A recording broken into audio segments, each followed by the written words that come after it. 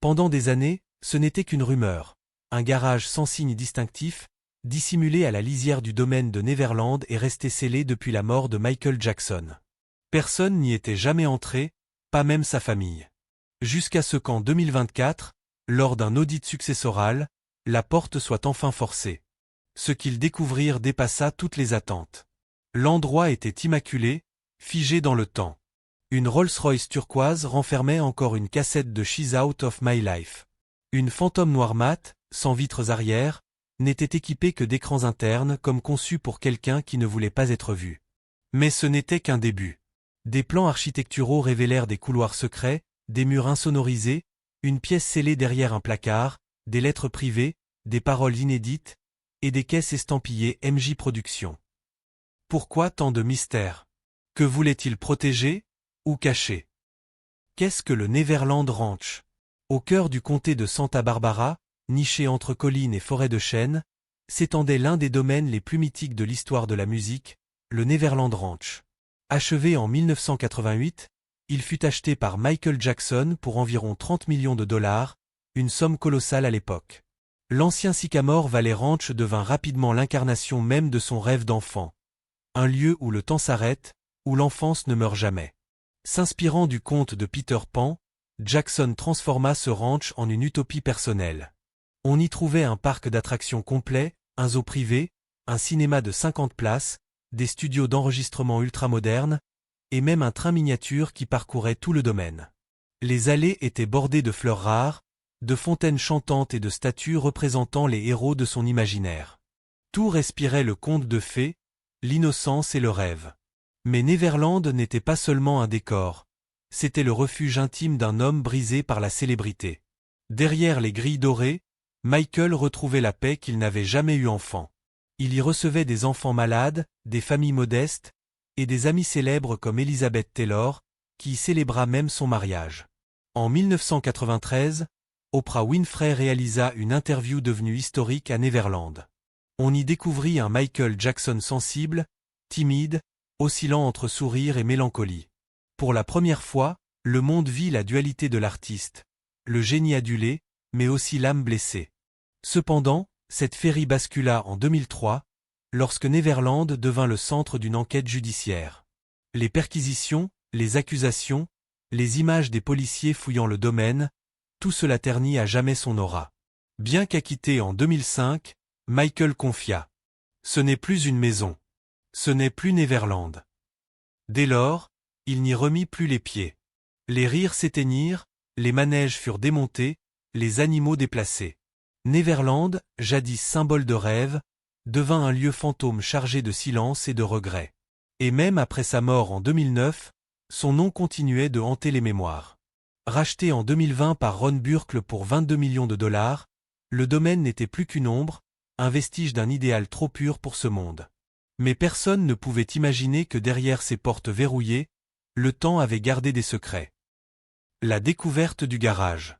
En 2024, une nouvelle équipe fut envoyée à Neverland pour un inventaire successoral complet. Ce devait être une simple formalité administrative. Pourtant, ce jour-là, les experts tombèrent sur quelque chose d'inattendu. Un garage blindé, dissimulé sous une aile secondaire du ranch, oublié de tous depuis plus de 15 ans. La porte en acier composite, protégée par un ancien code de sécurité, résista plusieurs heures avant d'être forcée. Lorsque les scellés sautèrent, l'atmosphère sembla figée, comme si le temps lui-même refusait d'entrer. À l'intérieur, pas la moindre poussière. Les murs étaient tapissés de plaques d'isolation thermique, les voitures couvertes de housses parfaitement ajustées. Tout indiquait que ce lieu avait été préservé intentionnellement, comme un sanctuaire personnel. Les véhicules qu'on y découvrit formaient une collection intime et symbolique. Une Rolls-Royce Corniche turquoise de 1985, avec une cassette audio encore dans le lecteur, portant une étiquette manuscrite MJ Vocal Test Track 2. Une Phantom noire mat, sans vitre arrière, insonorisée et équipée de multiples écrans intégrés. Une Cadillac Fleetwood de 1954, restaurée, rappelant les années dorées d'Hollywood que Michael admirait.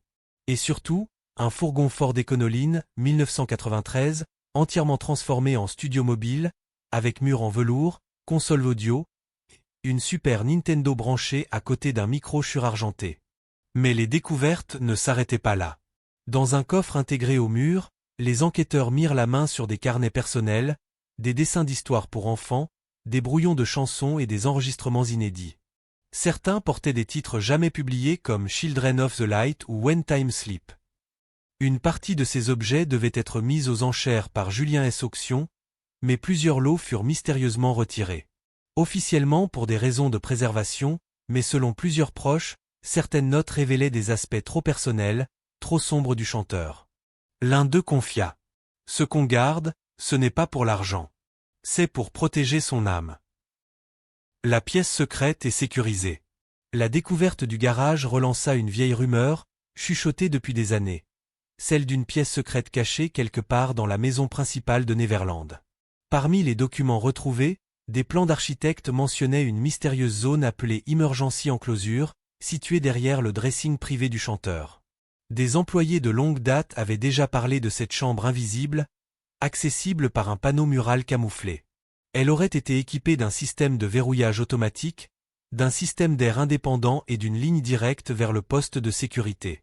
Officiellement, il s'agissait d'une panic room, une pièce de sûreté construite à la suite de plusieurs intrusions sur le domaine.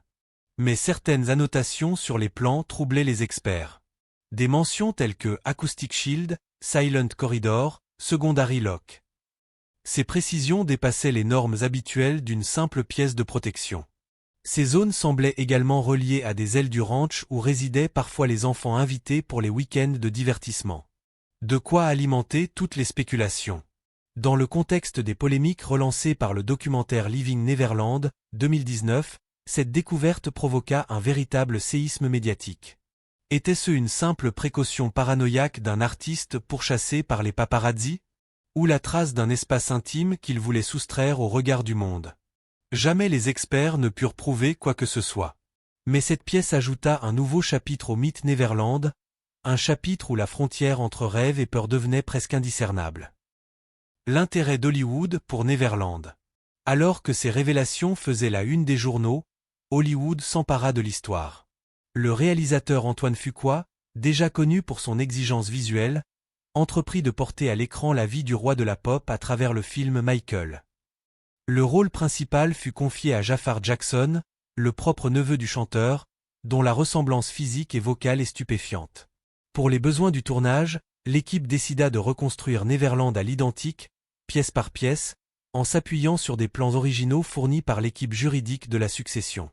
Les véhicules découverts dans le fameux garage servirent de modèle authentique pour les décors, tandis que certains objets personnels furent prêtés par la famille Jackson.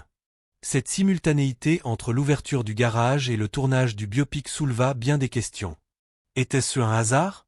Ou une stratégie savamment orchestrée pour réhabiliter l'image publique de Michael Jackson au moment où Hollywood redonnait vie à sa légende? Jamais depuis sa disparition, Neverland n'avait été autant évoqué. Les fans affluent, les studios s'enflamment, et l'ombre du roi de la pop plane à nouveau sur la colline de Los Olivos. Car plus qu'un lieu, Neverland est devenu un symbole immortel. Celui du rêve américain, de la gloire, mais aussi du prix à payer pour rester éternel. Ce qui devait être une simple formalité légale s'est transformé en un voyage bouleversant dans la mémoire d'un mythe. Chaque découverte, chaque pièce retrouvée, chaque carnet rouvert, semblait murmurer. Je n'ai jamais voulu grandir. Aujourd'hui encore, le Neverland Ranch divise, fascine, trouble. Il incarne à la fois la lumière et l'ombre, la créativité et la solitude d'un artiste que le monde a admiré sans jamais totalement comprendre. Et toi, que penses-tu de cette incroyable histoire? Dis-le nous en commentaire. Like si tu veux d'autres révélations inédites sur les mystères des légendes du show business, et abonne-toi pour ne rien manquer des prochaines enquêtes exclusives.